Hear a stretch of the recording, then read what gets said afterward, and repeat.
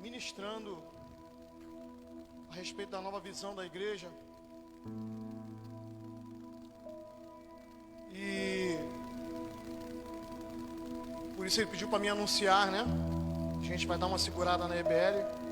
E a EBL vai ser em cima desse estudo, né? Celebrando a recuperação.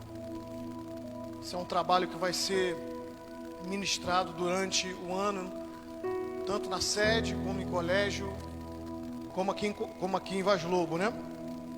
E o pastor Jardel aos domingos vai estar aqui pela manhã, a partir de 9h30. Eu vou fazer a arte essa semana ainda, vou estar divulgando. Então, aguardo você aqui já no domingo que vem, para estarmos aqui dando sequência nessa visão que Deus tem dado, né? Na igreja, que não é muito diferente daquilo que nós já vínhamos vivenciando, mas foi um tema que o Senhor colocou no coração do pastor, né, a respeito de renovação, devido ao ano que passamos, um ano difícil, né? Um ano 2020 foi um ano muito complicado. Tivemos portas de igreja fechada, né? Aqui pela misericórdia, graças a Deus, Deus nos deu condição aqui de fazer uma live, os irmãos não ficarem dispersos, e foi uma bênção, né? Mas faltou, né, o convívio, né, dos irmãos, e a gente teve que parar todo um projeto que tínhamos, todo um trabalho. Nós vamos estar reiniciando em cima desse projeto que está chegando. Então, a partir de domingo, o pastor Jardel vai estar aí ministrando, né, celebrando a recuperação. Um tema muito lindo, muito importante, muito profundo, para nós estarmos aí se aplicando nesse ano de 2021. Amém, igreja? Glória a Deus.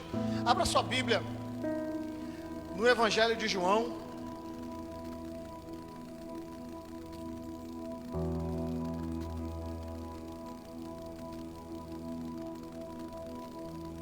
capítulo de número 14. Evangelho de João, capítulo de número 14. Confirmando tudo que foi falado até aqui, tudo que foi louvado, tudo que foi orado. Eu glorifico a Deus por isso, porque Deus, Ele faz essas coisas, confirma a mensagem. Às vezes a gente está em casa estudando, meditando. Quando a gente chega aqui, a gente vem preocupado, pedindo ao Senhor para que o Senhor confirme a mensagem. E Deus usou os profetas dele nesse lugar aqui, para confirmar essa mensagem que Deus colocou no meu coração, e eu quero dividir com a igreja nesta noite. Evangelho de João, capítulo de número 14. Vamos inicialmente ler somente o versículo de número 1. Quem achou, diga amém. Diz assim a palavra do Senhor: não se turbe o vosso coração. Credes em Deus, credes também em mim. Vou repetir: não se turbe o vosso coração. Credes em Deus, credes também em mim. Repita comigo: credes em Deus e credes em Cristo, porque esse mim aqui é Cristo. Amém? Glória a Deus. Amantíssimo Deus e eterno Pai, essa é a sua palavra, essa é a sua mensagem desta noite, Senhor. Toma a minha vida aqui diante dos meus irmãos, que o Senhor venha me usar aqui como uma ferramenta para a vida dos teus filhos e para mim também, Deus Senhor. Que essa mensagem possa ser notória aos corações dos teus filhos e que possa ser confirmada através do teu Espírito Santo. Que eu venha descer e o Senhor cresça em nome de Jesus. Amém? Uma vida plena no mundo corrompido. Como a gente consegue?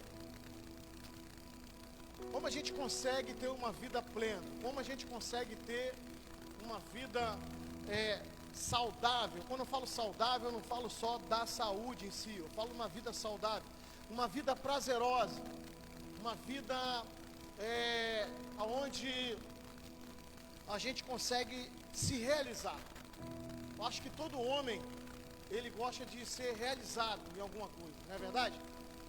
Ele almeja alguma coisa, e isso não é pecado nós almejarmos alguma coisa, isso não é pecado nós querermos alguma coisa. O pecado é a gente colocar tudo isso na frente de Deus, na frente do Senhor, né? Na frente do reino. Aí é pecado. Mas quando nós olhamos todo o quadro mundial, todo o cenário, né, nacional, toda circunstância ao nosso redor. E quantas dificuldades, e aí eu não quero dizer que vida de crente é vida fácil, eu sei que tem coisas que são difíceis, mas eu também não quero pregar que vida de crente também, né, parece que até que vida de crente não presta, não é isso. Realmente, para conquistarmos algumas coisas, que dificuldade, né? Quantas situações se levantam. Irmão, fica ligado aí, hein? Já fecha a porta, em nome de Jesus, já fecha a porta, não espera dar mais tiro não, amém? Glória a Deus, glória a Deus, igreja. Então, a gente fica se perguntando como é que a gente pode ter uma vida plena, como é que a gente pode ter uma vida prazerosa nesse mundo. E aí quando eu estava meditando nessa palavra, Paulinha,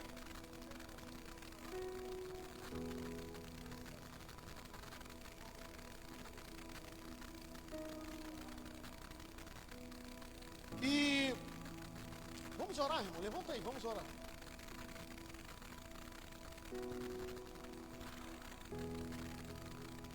Dá a mão para o seu irmão que está do teu lado aí. Glória a Deus.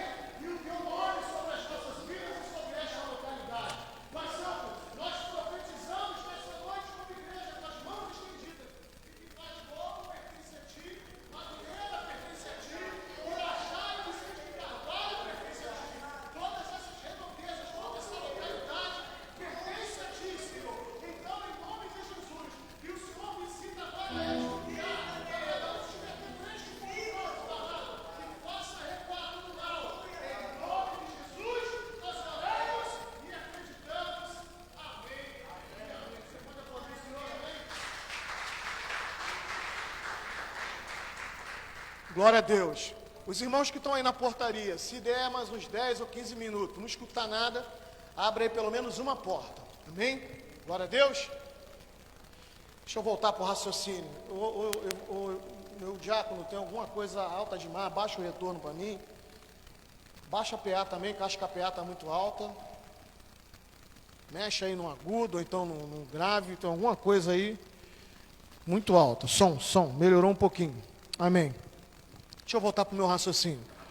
Então a gente estava falando aqui sobre ter uma vida plena num mundo corrompido, sobre ter uma vida prazerosa no mundo corrompido. Engraçado que eu comecei a pregar e começou o negócio, né? Eu até falei para o presbítero aqui, foi eu pegar no microfone para começar a ministrar e começou o negócio, né? Aí eu estava pensando, como é que pode ministrar um barulho desse, né? E é um barulho, né, irmão? É um barulho que perturba a gente, né?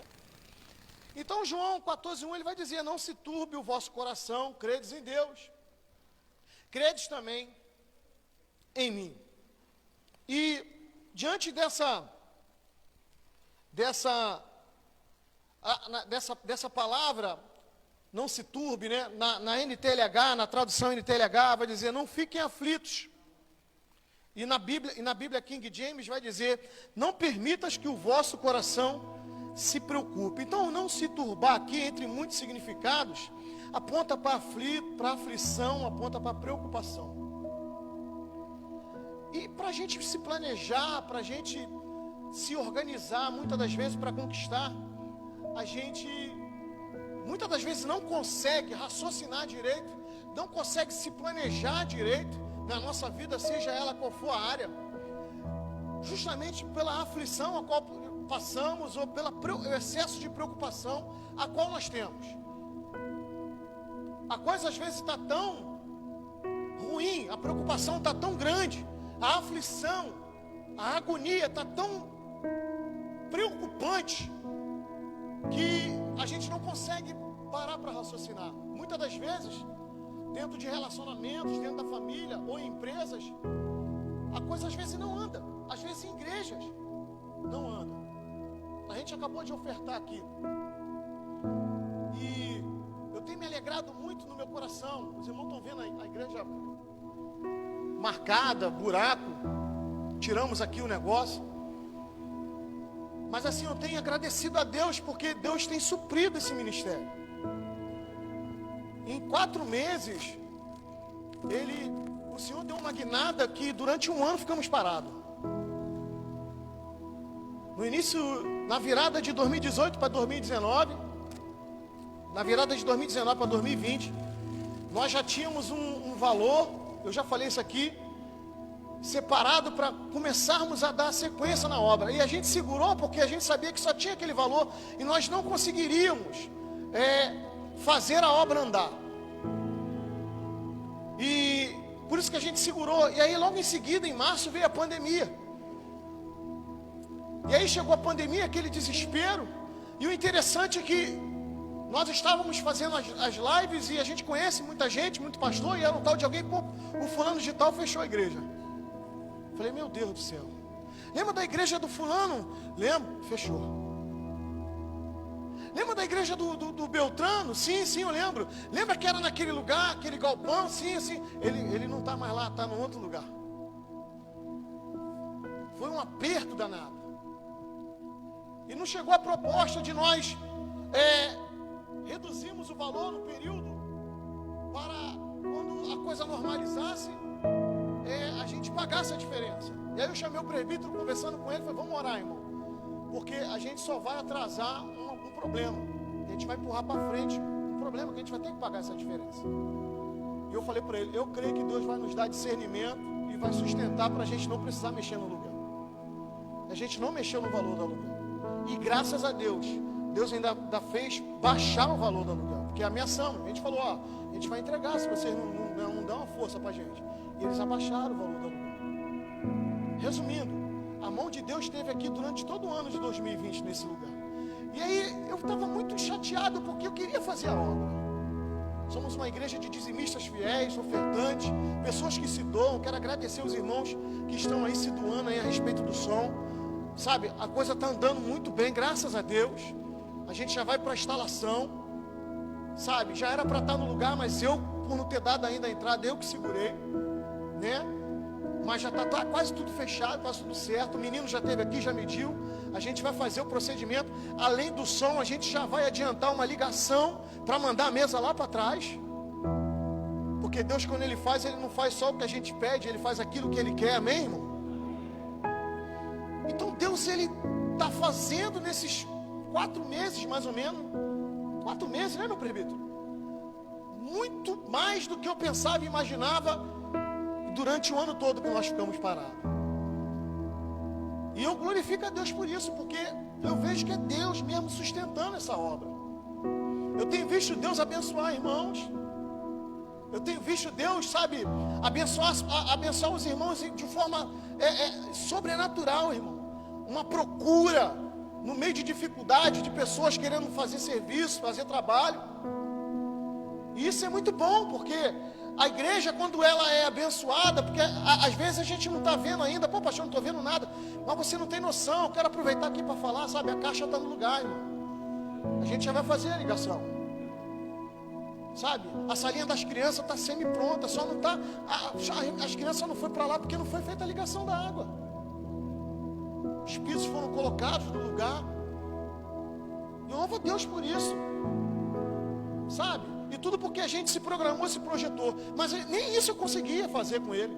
E nem ele comigo, porque era uma aflição. Era um coração turbado, era uma preocupação. E muitas das vezes estamos assim na nossa vida, preocupados demais. E eu quero falar algo aqui para você, tem que se planejar. Fala para o irmão que está do teu lado. Tem que se planejar. Tem que se organizar, fala para ele. Porque se tu continuar aflito, tu não resolve. Não adianta, eu vou esperar as coisas acalmar para mim poder me organizar. Não adianta. Se você continuar aflito, nada vai acalmar. O que está ruim hoje, amanhã está pior. O problema é que tu tinha que resolver que era 1 hoje, amanhã é 2. Se tu não resolver amanhã 2, depois da manhã 3. Quem está entendendo, diga amém, por favor. Fala para o irmão que está do teu lado, tem que resolver.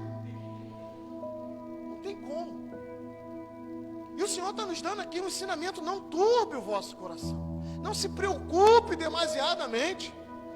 Não fique aflito. Eu sei que a preocupação, ela existe, irmão. Na nossa vida a preocupação, ela vai existir. O que a gente não pode é deixar essas coisas tirar a paz que Deus já nos deu, amém, irmão? Deus já nos deu essa paz. O Senhor já nos deu essa paz. Bom, aqui eu estou com essa tecnologia, mas o negócio está difícil aqui.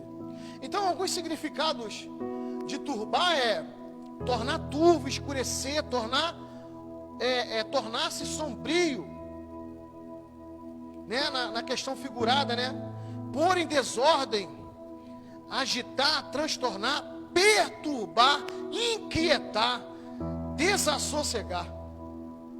Alguns significados de turbar. Ele fala aqui de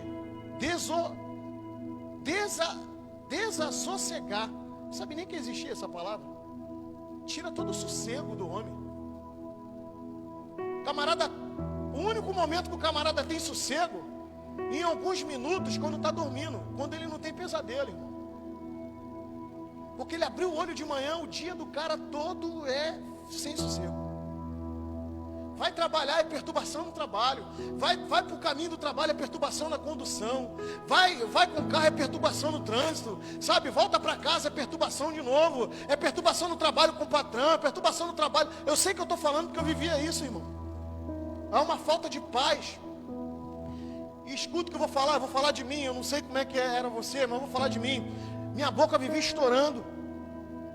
Vivia arrebentando, meus dedos só viviam descascando. Era uma azia que eu sentia, sabe? Era uma diarreia que eu tinha do nada. Tudo que eu comia me fazia mal. E eu falei, eu devo estar com gastrite? Eu devo estar com alguma coisa? Úlcera, sei lá, até úlcera eu falei que eu tinha. E aí eu fui no médico. Cheguei no médico, a doutora, aí eu já cheguei com aquele meu bate-bola, né? Aquela roupa do motorista de ônibus. A primeira coisa que a doutora perguntou, depois que ela me perguntou os meus sintomas, ela falou assim: você é motorista ou você é cobrador? Eu falei assim, sou motorista. Ela falou assim, você se aborrece muito? Quem está entendendo? Eu falei, me aborreço o tempo todo. Você aborrece com o quê? Me aborreço em casa, me aborreço no trabalho.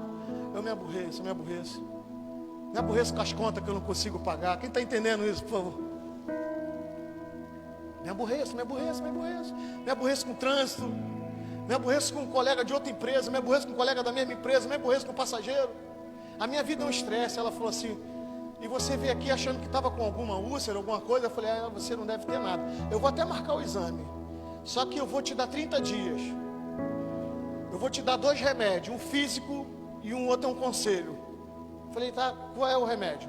Aí ela me deu um remédio lá que parece até um leite de magnésio. Toma esse remédio, toda vez que sentir azedo, toma ele.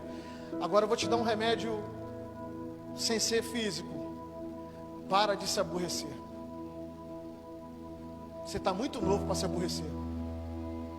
Aí as pessoas às vezes não entendem, pressão que altera, palpitação no coração, não consegue dormir, insônia. Eu era assim, irmão. Eu virava para um lado, virava para o outro, acordava de madrugada. Eu acabava tirando algum momento de sono, porque o cansaço físico e mental era muito grande. Então eu pegava no sono em algum momento, mas eu acordava de madrugada. Dormia mal, deitava mal e acordava pior ainda. E aí eu sentia sono na hora que eu estava dirigindo. E aquilo me preocupava.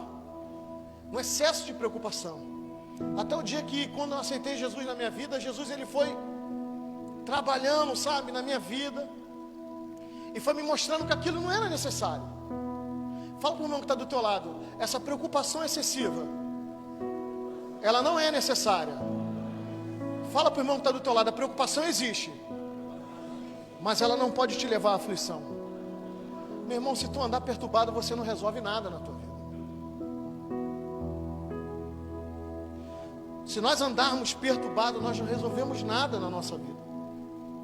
Então, uma inquietação, e a população anda assim, principalmente nesse ano que se passou.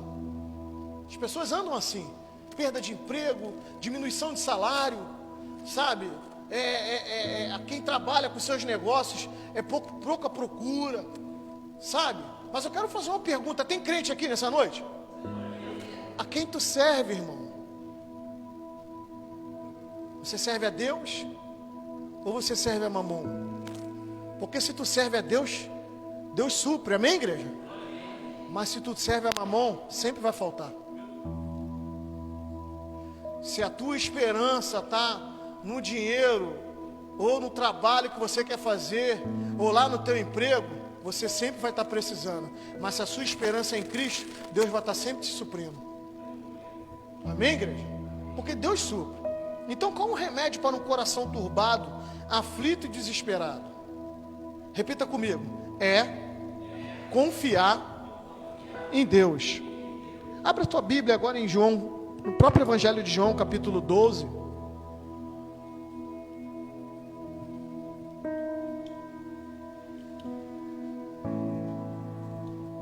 Deixa eu fazer você entender esse raciocínio.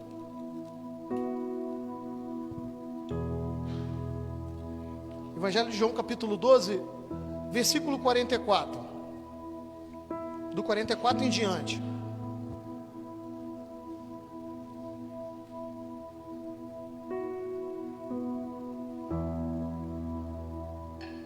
Diz assim: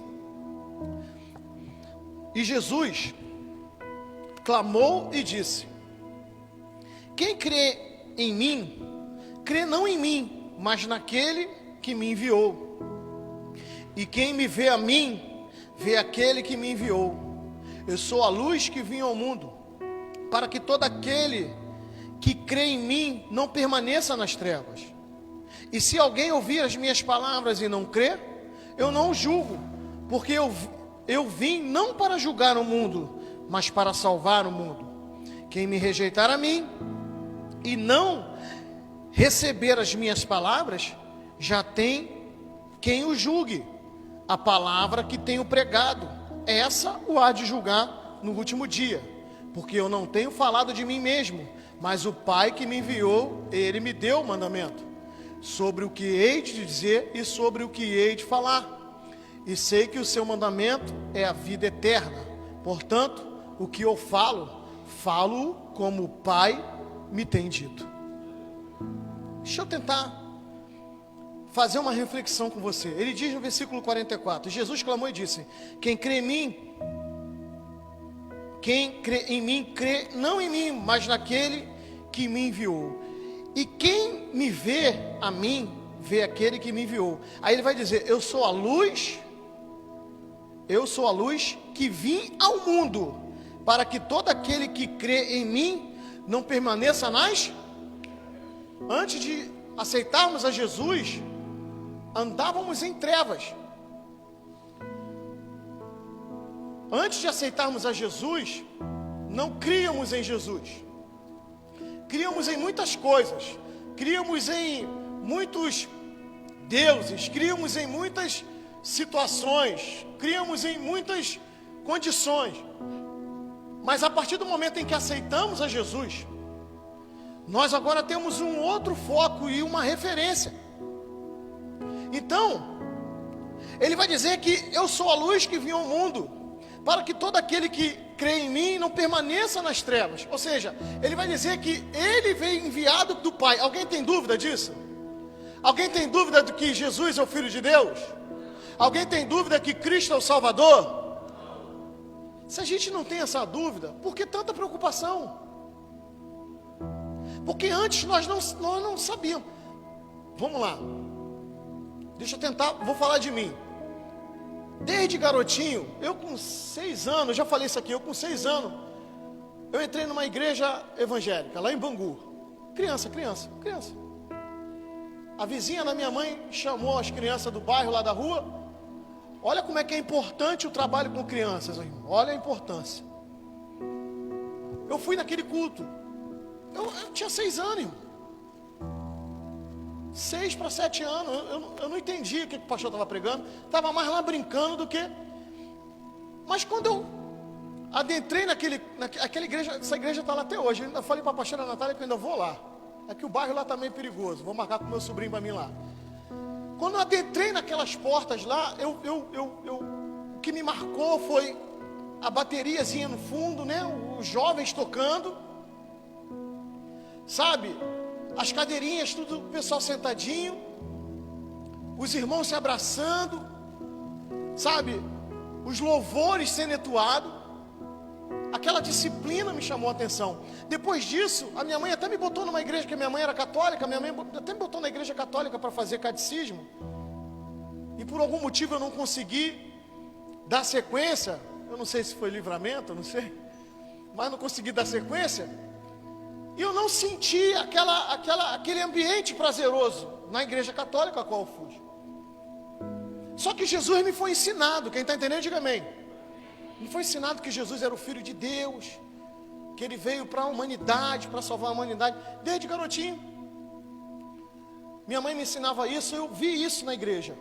Então, eu fui entrando na minha adolescência, eu não fui um jovem santarrão, eu aprontei das minhas. Me tornei um homem adúltero. Sim, eu vacilei, eu pequei.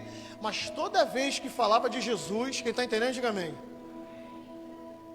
Eu me sentia na obrigação de respeitar aquele nome. Era algo sendo jogado dentro de mim, era algo sendo introduzido dentro de mim. Por isso a importância do trabalho com as crianças. Ah, mas a criança com a qual eu estava trabalhando há alguns anos, hoje está no tráfico. Deus ainda pode tirar do tráfico, amém?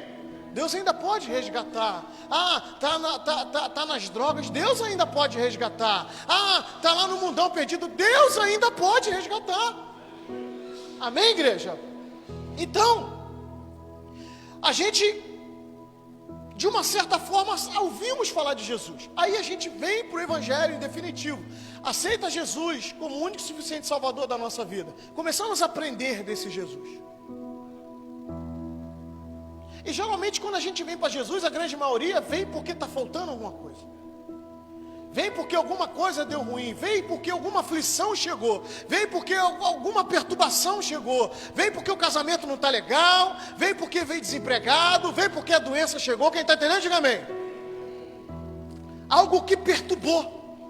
Algo que turbou o coração, algo que trouxe inquietação no homem.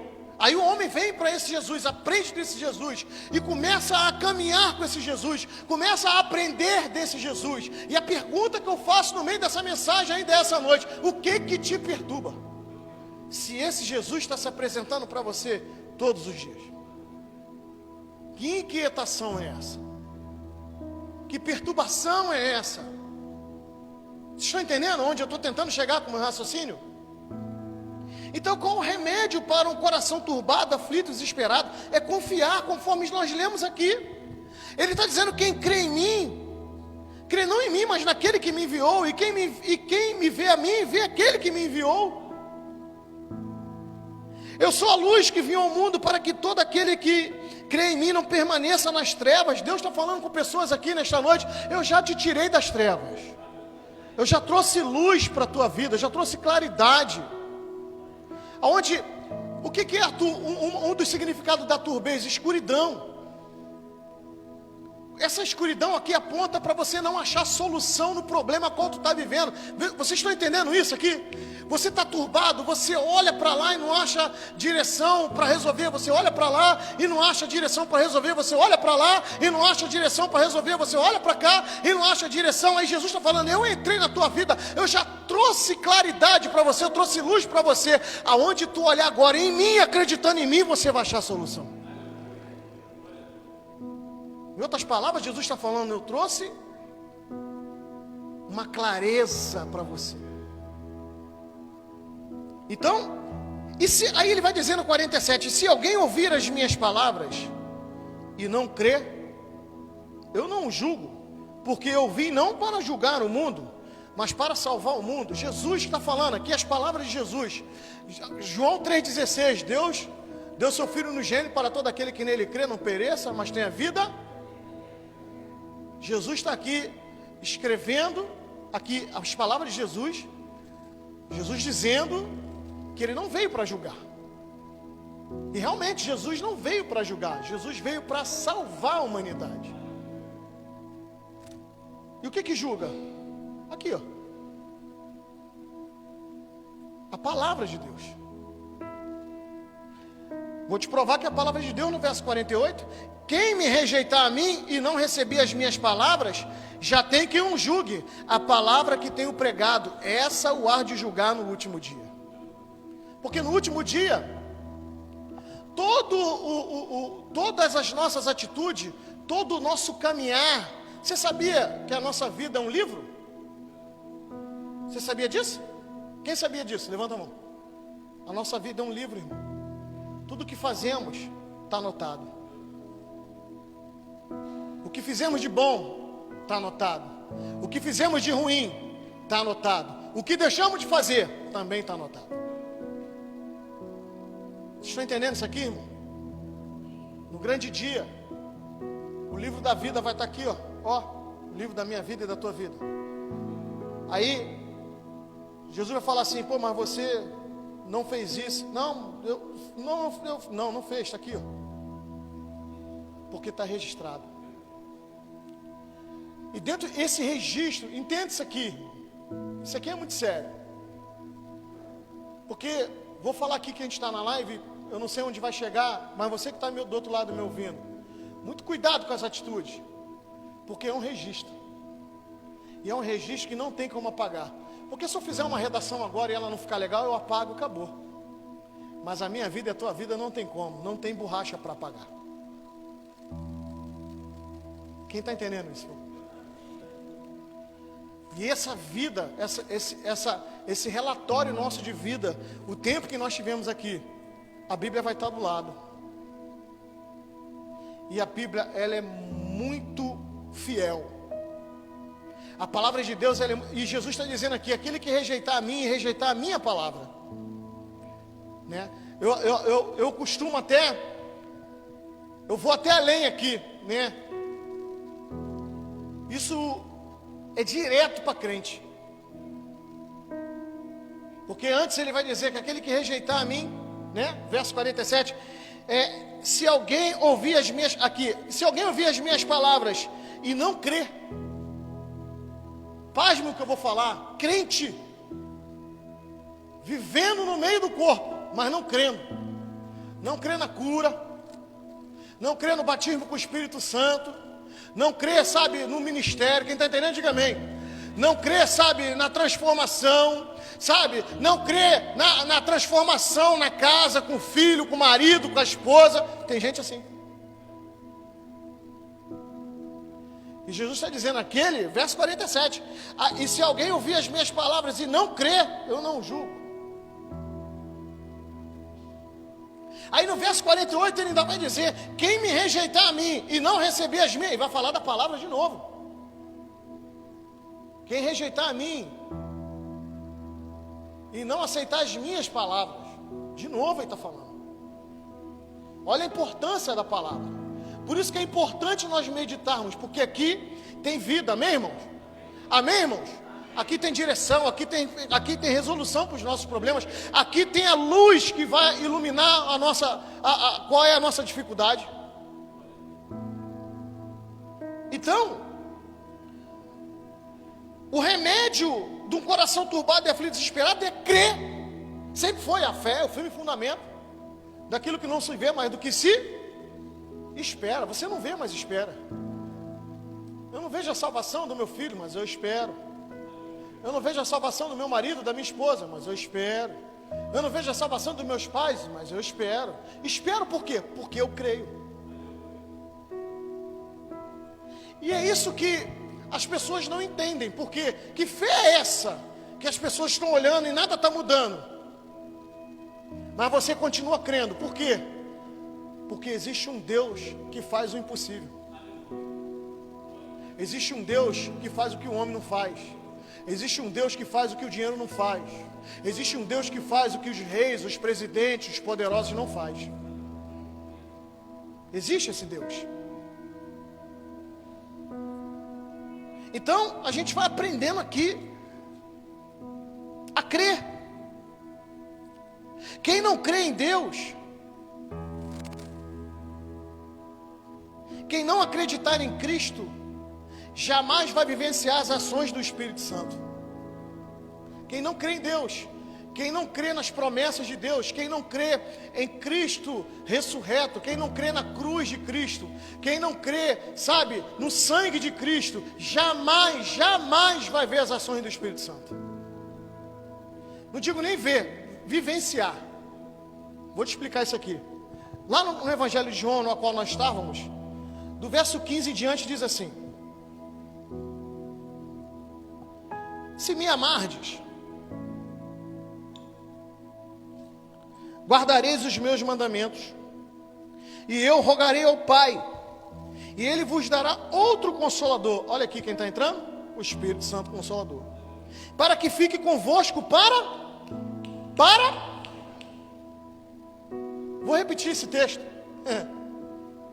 E eu rogarei ao Pai, e Ele vos dará outro Consolador, porque o primeiro Consolador era Ele.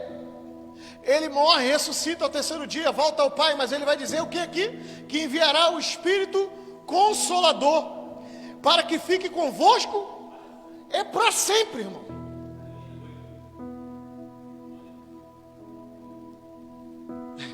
Eu vou repetir para ver se a igreja vai entender agora. O Espírito Consolador vai estar conosco para sempre. Que perturbação e inquietação é essa?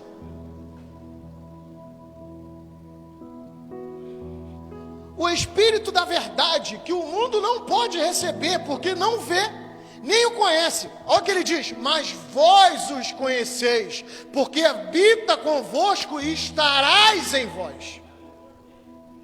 Palavra de confirmação e certeza.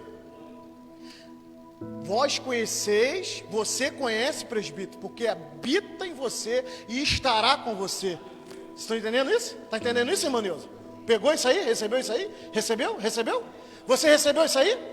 Quem tem dúvida de que o Espírito Santo habita em nós? Quem tem dúvida? Ninguém. E que perturbação é essa? Se ele habita em nós.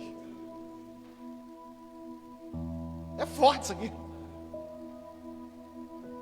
Não vos deixarei órfãos, voltarei para vós. Ele está dizendo, o Espírito Consolador está aí, mas eu voltarei para vós. Não deixarei órfãos. Jesus está falando, vocês estão aí, mas não estão sozinhos. Porque muitas das vezes estamos na igreja assim, Deus esqueceu de mim, esqueceu, a gente blasfema, irmão. Meu Deus. Meu Deus. Você que está aí do outro lado nos ouvindo, para de blasfemar. Que negócio é esse que Deus esqueceu de você? Deus não esquece de ninguém, irmão. Ainda que a tua mãe te esqueça, eu jamais me esquecerei de você. Deus não é mentiroso, irmão. Ainda um pouco e o mundo não me verá mais, mas vós me vereis, porque eu vivo e vós vivereis. Sabe por que nós viveremos? Porque Ele vive. Ele vive e reina para sempre, amigo. Ele vive, Ele reina para sempre. Por isso nós viveremos. Nós não viveremos para ver se Ele vive, não. Nós viveremos porque Ele já vive. Ele já vive, Ele reina, Ele governa. Naquele dia conhecereis que estou em meu Pai e vós em mim, e eu em vós. Isso aqui, meu Deus. Naquele dia conhecereis que estou em meu Pai. Quem está no Pai? Cristo. E vós em mim, e eu em vós. Ligação completa, irmão. Por isso que aquilo que nós ligamos na terra, liga no céu. Por isso que quando nós desligamos na terra, desliga no céu. Existe uma ligação. Não tem como a gente se apresentar para a glória manifestada total de Deus. Não tem, a gente não vai suportar. Aí Deus envia Cristo. Só Cristo suporta isso. E Deus envia Cristo. E Cristo, quando Ele está dizendo no versículo do capítulo 12 que nós lemos, que Ele falou que quem vê a mim e vê o Pai é o espelho. Lembra de Gênesis? Nós somos imagem e semelhança de quem? Aí Cristo vem como nós, espelho. E por isso que Ele fala, aquele que está em mim e eu em vós. O Pai está comigo, eu estou com o Pai, e vocês estão comigo e eu estou com vocês. Quem crê nisso? Forte. Meu Deus, isso é lindo demais. Aquele que tem os meus mandamentos e os guarda, este é o que me ama. E aquele que me ama será amado de meu Pai, e eu o amarei e me manifestarei a Ele.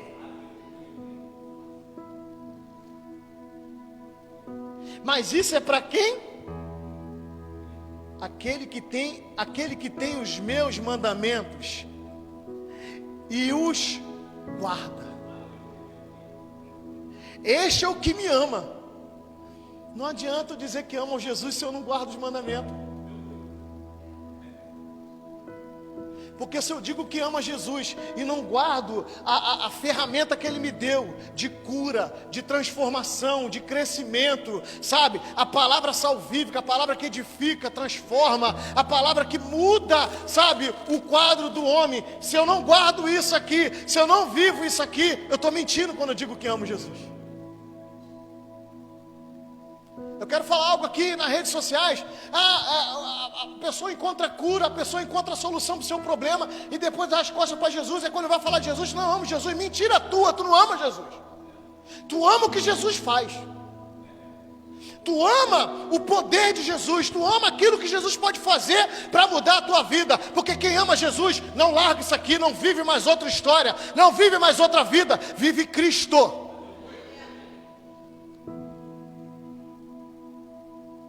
E como a gente aprende aqui, né? Aí disse-lhe Judas, não Iscariote, Senhor, de onde vem que te hás de manifestar a nós e não ao mundo? Jesus respondeu e disse, se alguém me ama, olha ele de novo, falando se alguém me ama. Quem ama Jesus aí, irmão? Dá um glória. Se alguém me ama, ele vai falar de novo, guardará a minha palavra, e meu Pai o amará. E viremos para Ele e faremos nele morada.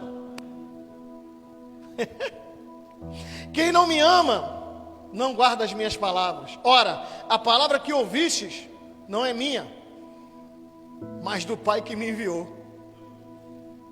Tenho-vos dito isto, estando convosco. Jesus está convosco. Mas aquele Consolador, o Espírito Santo, que o Pai enviará em meu nome, vos ensinará todas as coisas e vos fará lembrar de tudo quanto vos tenho dito. Meu Deus. O Espírito Consolador que o Pai enviará em meu nome, vos ensinará todas as coisas. Com quem eu aprendo, irmão?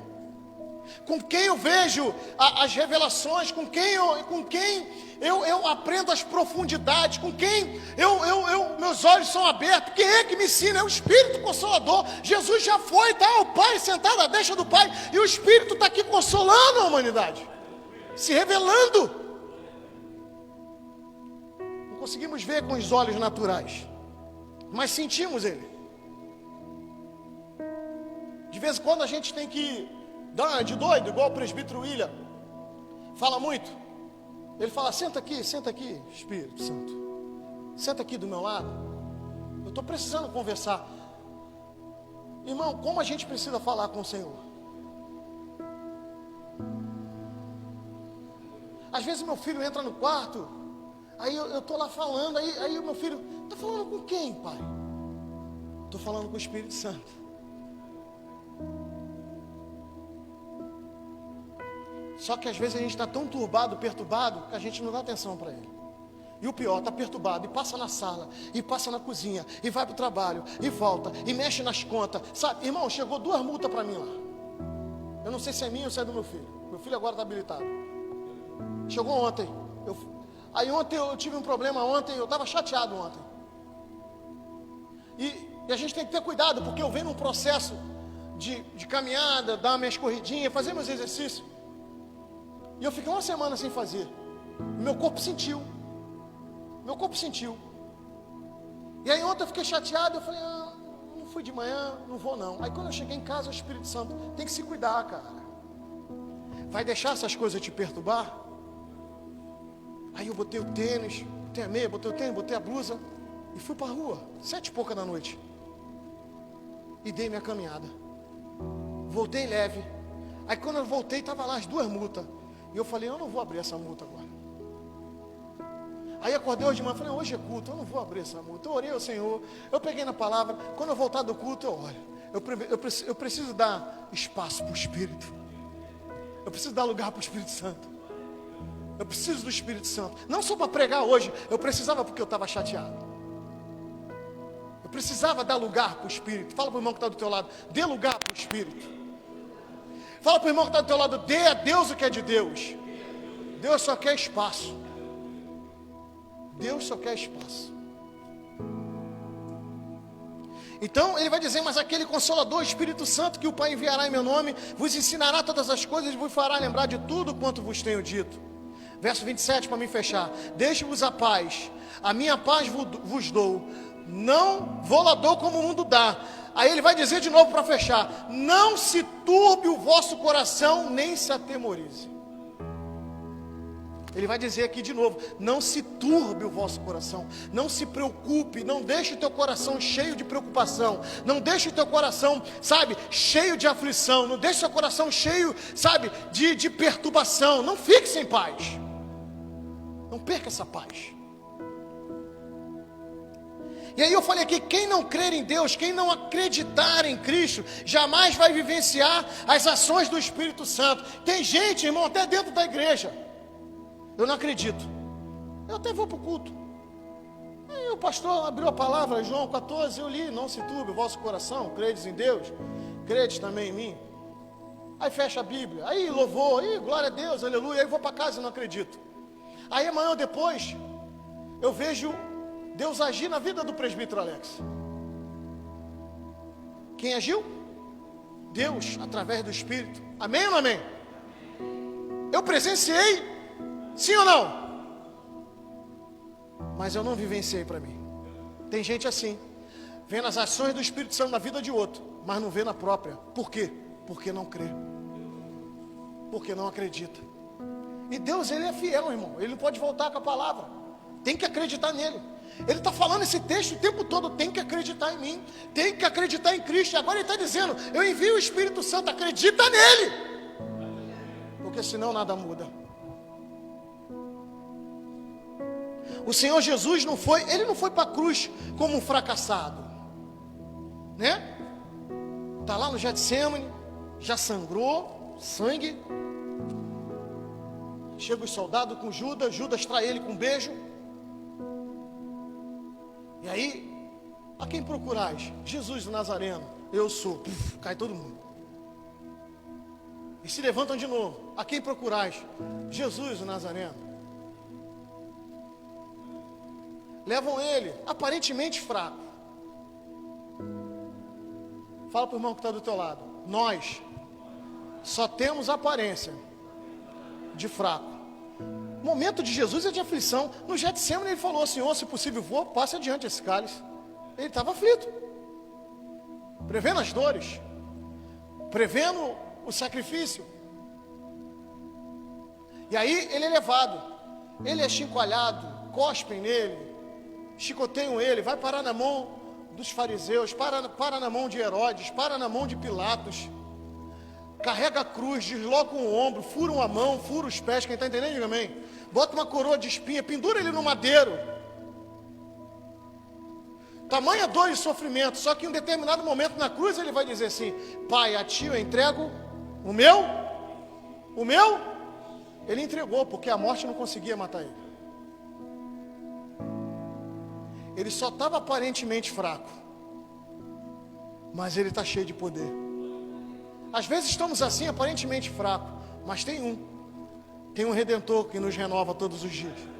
Está todo mundo olhando para mim e para você, achando que a gente vai desistir. Ah lá, vai parar, ah lá, vai cair, ah lá, vai desistir. Só que quando a gente sente que a gente está quase fazendo isso, o que a gente faz? Vai para o joelho.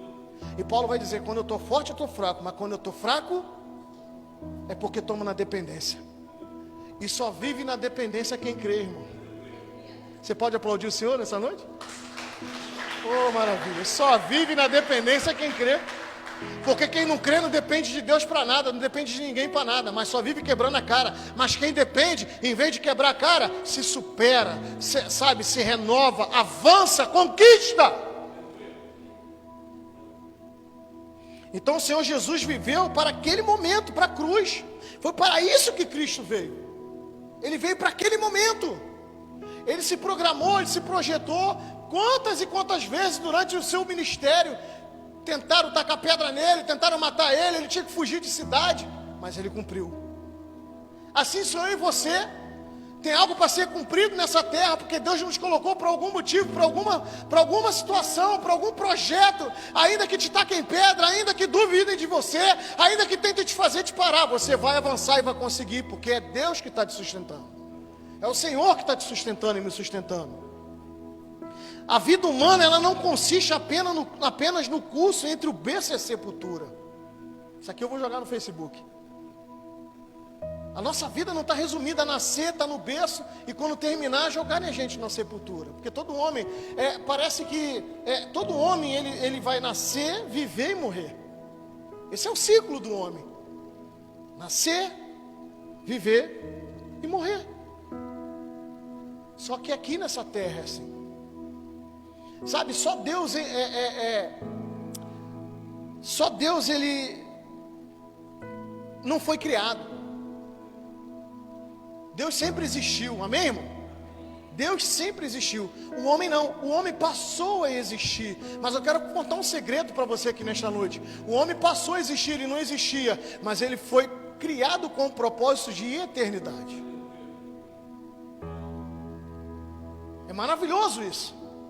Mas também é preocupante. Por que é preocupante? Porque aonde eu vou passar a minha eternidade? E aonde eu vou passar a minha eternidade depende do que eu faço hoje, do que eu decido hoje, de como eu ando hoje, de como eu estou vivendo nessa terra, porque eu não sou daqui, mas eu estou aqui. Mas é como eu vivo aqui, é que vai decidir como eu vou chegar lá, na eternidade. A sepultura não é o nosso último endereço. A morte não tem a palavra final. A palavra final de Jesus foi: Senhor, a ti eu entrego o meu espírito. Estão entendendo isso? Quantas pessoas doentes, enfermas, já falei aqui do meu sogro, de outras pessoas, sabe, que os médicos falavam: não passa de hoje à noite. Aí você ia falar com a pessoa, não tinha o que falar, e a pessoa já sabia que ia morrer. Aí tu está esperando a pessoa chorar, e a pessoa fala assim: eu estou indo para o Pai. Quem está entendendo isso? Dá um glória, pelo amor de Deus. A última palavra não é a morte.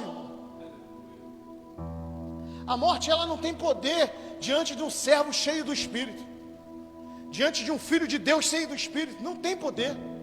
ela vai até levar por algum momento, mas quando aqueles olhos apagar, aquela alma já está guardada, porque ela já está protegida, ninguém pode botar a mão. Ela tem um destino, porque o endereço da gente na terra, como homem, pode ser até a sepultura. Aqui jaz fulano de tal. Para o homem, para a carne, para o mundo sim, mas para Deus tem algo guardado para mim. Tu vai entender isso? A nossa esperança transcende a esse mundo e a esse século. A nossa esperança está em Cristo para sermos salvos para a eternidade. A minha esperança e a tua esperança não está nessa terra, não está nesse século. O nosso Senhor Jesus já preparou um lugar para pessoas preparadas. Repita comigo: Jesus preparou um lugar para pessoas preparadas. Que isso, pastor? Porque só sobe quem está preparado. A igreja que vai subir é a igreja preparada. O fiel que vai subir é o fiel preparado. Não sei o dia, não sei a hora. A briga teológica, se vai vir antes da tribulação, se vai vir no meio da tribulação, se vai vir depois da tribulação. É bom para a gente conversar, para a gente aprender. Só que isso não interessa, porque eu tenho que estar preparado para a hora que for. Além disso, eu tenho que estar preparado, porque Deus pode querer me levar agora. De repente, antes da tribulação chegar, antes das coisas acontecerem, chegou a hora, um acidente, uma bala perdida, uma doença chegou e vai levar como leva muitas pessoas. Tem que estar preparado. Então o lugar que Deus preparou é para o lugar que Deus preparou é para pessoas preparadas, porque o despreparado não vai. João 14:2, verso 3, né?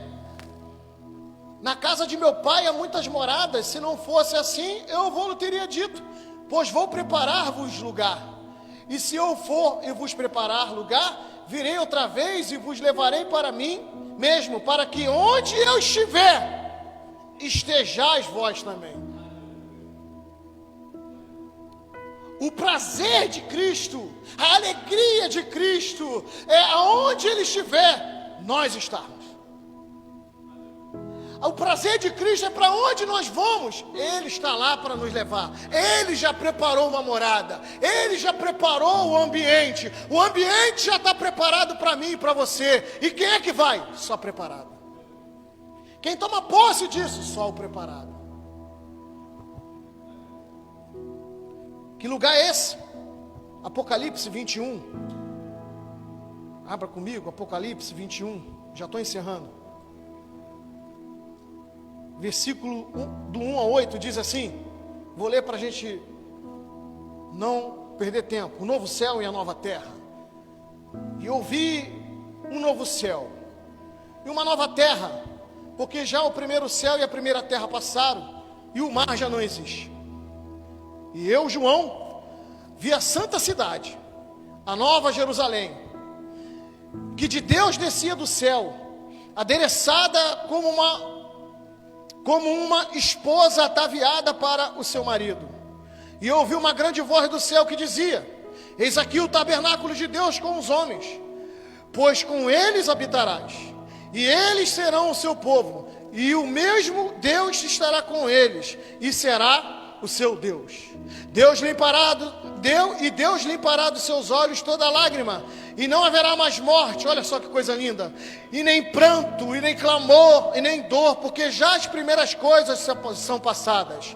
E os que estavam sentados sobre o trono disse: eis que faço nova todas as coisas. E disse-me: escreve, porque estas palavras são verdadeiras e fiéis. E disse-me mais: está cumprido. Eu sou o alfa e o ômega, o princípio e o fim. A quem quer que tiver sede, de graça lhe darei a fonte da água viva. Quem vencer, herdará todas as coisas, e eu serei seu Deus, e ele será meu filho. Verso 7.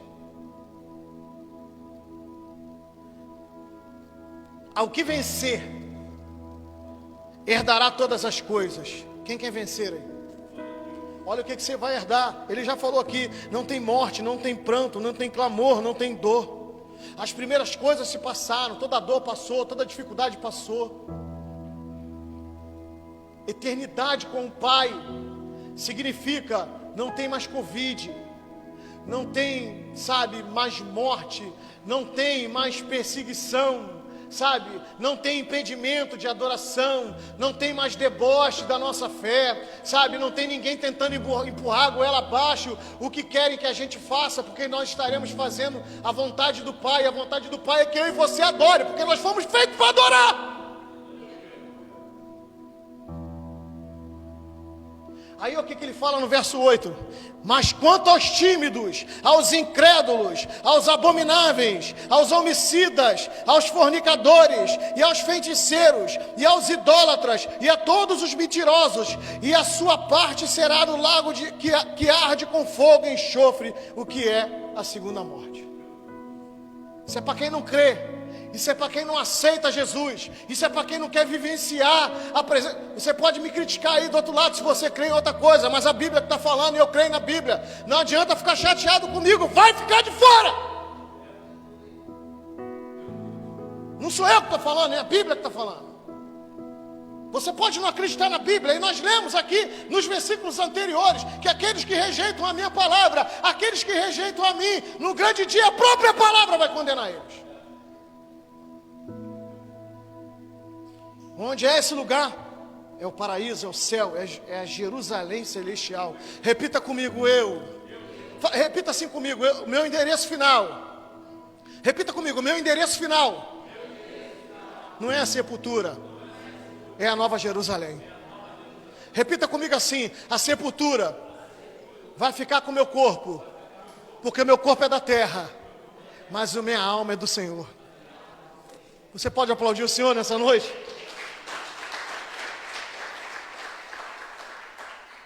Não devemos ter Cristo somente para esse momento, para esse mundo.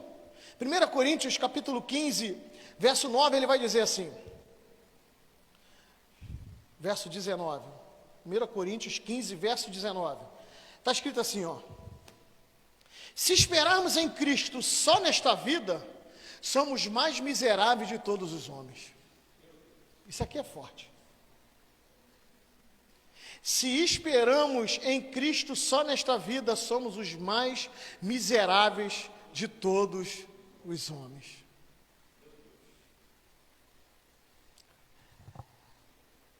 Essa palavra miserável é muito forte, cara. Eu não sei se eu anotei aqui. Significado de miserável: muito pobre, paupérrimo, sem valor. Por isso que eu cantei aquele hino aqui no início. Eu quero que valorize o que você tem. Você é um ser, você é alguém tão importante para Deus. Tu é importante para Deus. Fala para o irmão que está do teu lado: você é importante para Deus. Nunca deixe ninguém te dizer o contrário disso. Eu te provo que você é importante para Deus em João 3,16. Porque Deus não morreu só para mim e para você. Deus morreu pela humanidade. Jesus morreu na cruz pela humanidade. Por isso que Deus fala que não faz acepção de pessoas. As pessoas não quiseram aceitar a Ele. As pessoas não quiseram seguir a Ele. Então, o significado de miserável é muito pobre, paupérrimo, sem valor, desgraçado. É forte.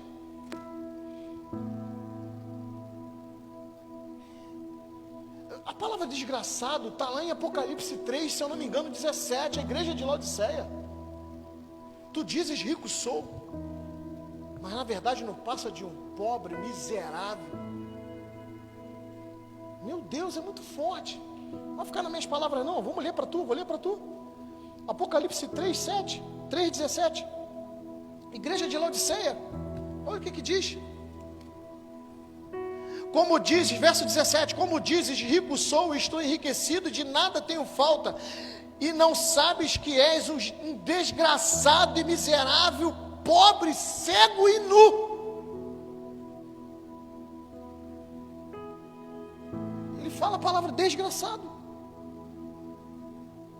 Então o significado de miserável é muito pobre, paupérrimo, sem valor, desgraçado, infeliz. Gente que já aceitou Jesus, gente que está vivenciando no corpo e vive numa infelicidade. Que infelicidade é essa se Jesus já entrou na tua vida? Não, isso na conta não bate, irmão.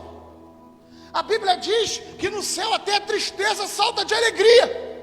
Que infelicidade é essa que você tem se você já aceitou Jesus? Algo está errado. Você não está crendo no que Ele está falando. Você não está crendo nas pregações, nas ministrações. Você não está crendo na palavra de Deus. Você não crê no poder de Deus. Por isso é infeliz. Que tem carência de tudo. Infeliz, desgraçado, paupérrimo, sem valor, muito pobre. Não tem como, não bate, meu presbítero. Não tem como. Você pode ter dificuldade. Olha para Paulo. Naufragou, chicotearam, foi preso e um monte de coisa. E no final das contas arrancaram a cabeça do homem. Só que ele fala: viver para mim é Cristo, morrer para mim é lucro.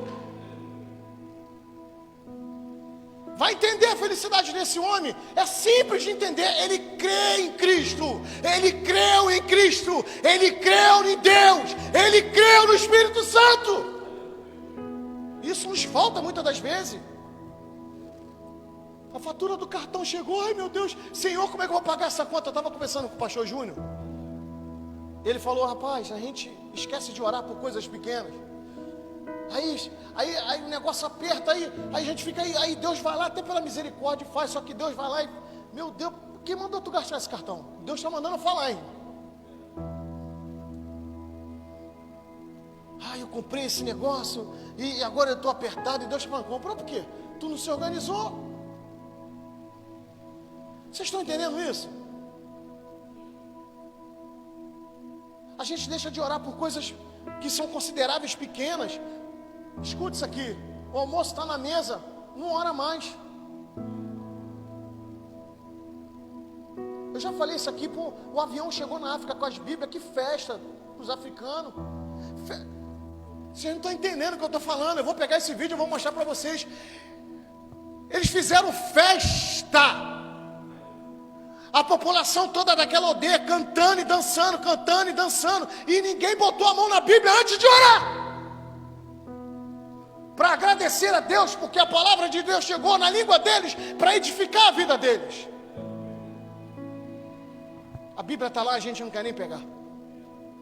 A comida chega na mesa, a gente não agradece. Vamos dormir não agradecendo pelo dia. Acorda de manhã, não agradece nem a Deus porque abriu o olho. Porque teu olho não podia nem ter sido aberto.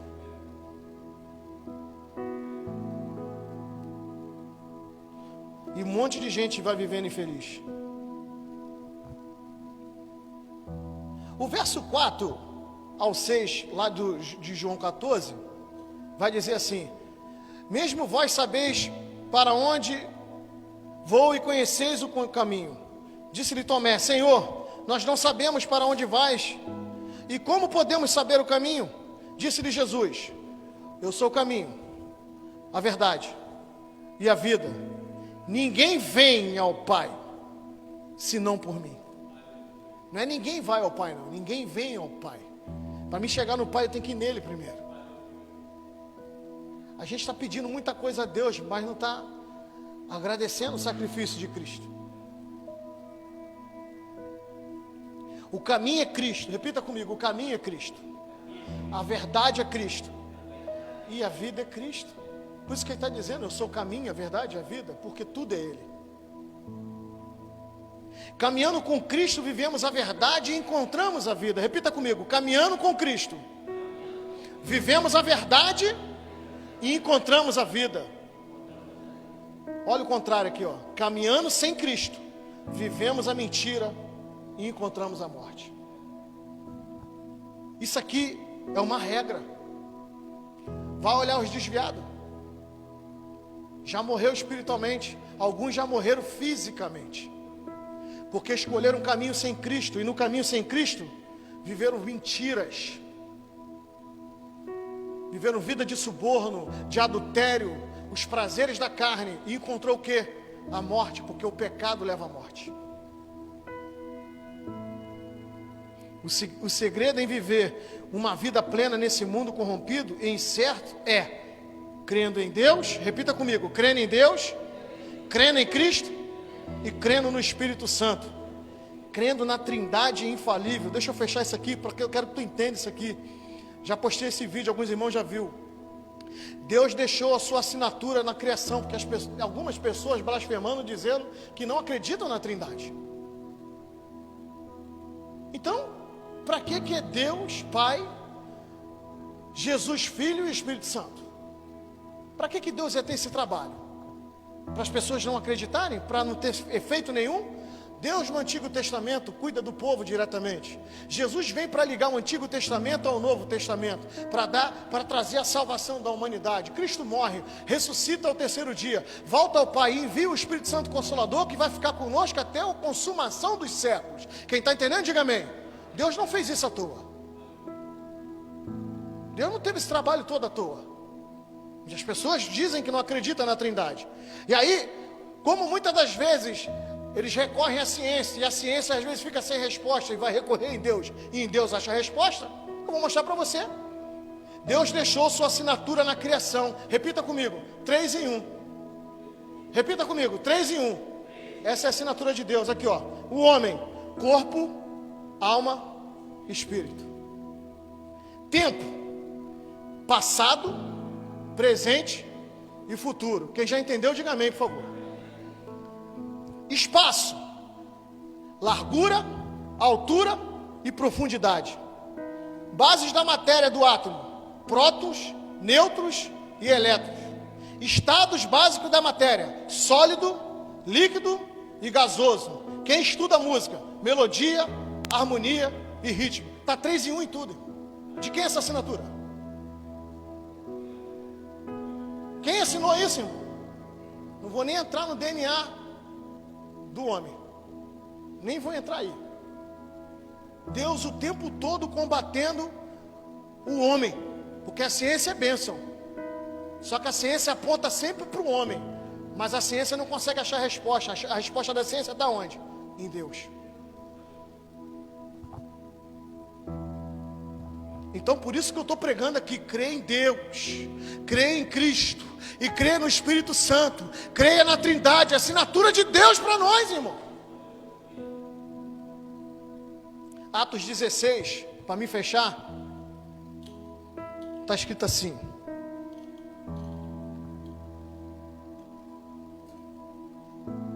vou fazer uma leitura rápida de Atos 16, verso 1. Verso 1.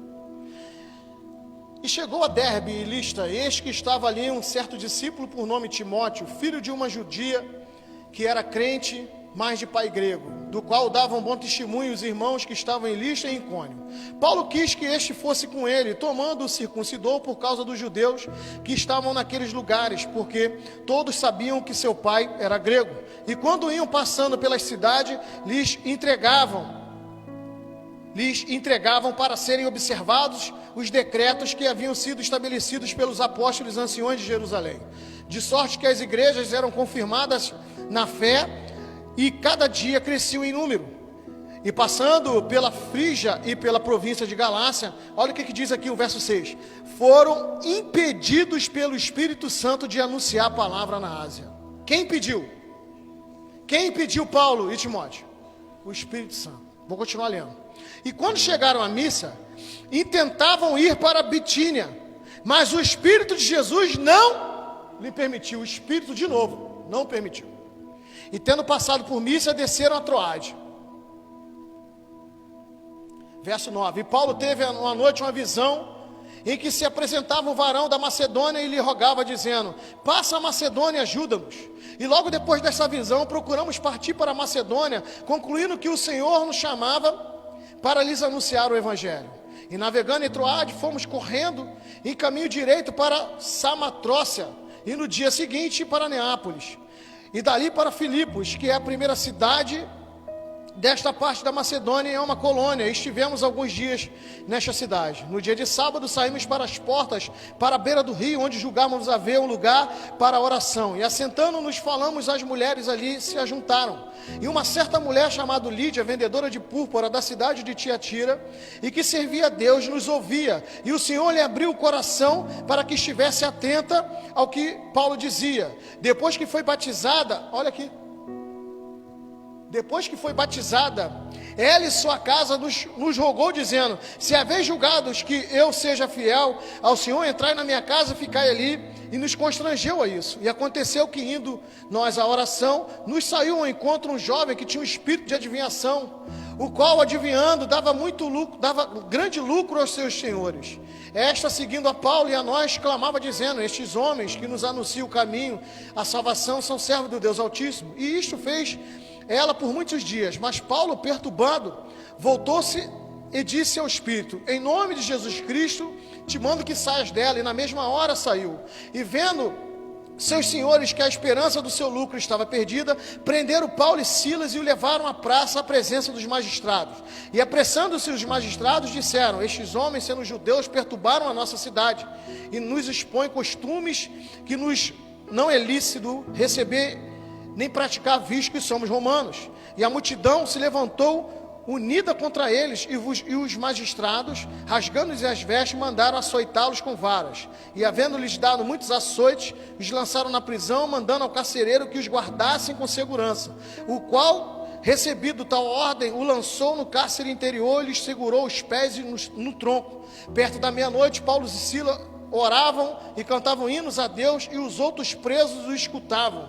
E de repente sobreveio um tão grande terremoto que os alicerces do cárcere se moveram, e logo se abriram todas as portas e foram soltas da prisão de todos. Acordando o carcereiro, vendo abertas as portas da prisão, tirou a espada e quis matar-se, cuidando que os presos já tinham fugido. Mas Paulo clamou com grande voz, dizendo: não te faças nenhum mal, que todos aqui estamos. E pedindo luz, soltou dentro, e todo trêmulo se prostrou ante Paulo e Silas. E tirando-os para fora, disse: senhores, que é necessário que eu faça para me salvar? E eles disseram: crê no Senhor Jesus Cristo, e serás salvo tu e a tua casa. E lhe pregaram a palavra do Senhor e a todos que estavam em sua casa. Deixa eu parar aqui. Eu li isso tudo, que eu quero que tu entenda. Paulo tinha um outro projeto. Paulo tinha um outro caminho. Aí o Espírito trava Paulo 2 vezes. Por 2 vezes não deixa ele ir para um determinado caminho. Aí depois Deus revela a Paulo em sonho para onde ele deveria ir. E aonde ele vai batizar uma mulher que já cria em Deus. Aquela mulher precisava de uma confirmação de Deus. Eu estou resumindo a história de Atos 16 para você entender o que Deus faz. Ali naquele contexto, a casa daquela mulher é alcançada por um grande servo de Deus, um grande homem de Deus que levou esse evangelho para aquele lugar. Agora, uma mulher com espírito de adivinhação que dava lucro, é liberta de um espírito que a dominava. Você está entendendo isso aqui? Ela é liberta desse espírito que dominava. E agora essa mulher é liberta e vai servir também a Deus. Agora Paulo e Silas vai ser presos. E o que me chama a atenção é que eles estão num cárcere interior, com os pés e as mãos amarradas. Pés aponta para ir e vir, e mãos aponta para ação. Só que a boca está livre. Quem está entendendo, diga amém. Eles vão orar e vão louvar a Deus. E a Bíblia diz que os carcereiros ouvem. E o que me chama a atenção é que quando vem o terremoto e as portas se abrem e eles são soltos, ninguém vai embora. Que isso, pastor? É porque o ambiente que Paulo... Eu vou repetir algo aqui que eu sempre falo para vocês. Nunca deixe o ambiente fazer você. É você que tem que fazer o ambiente.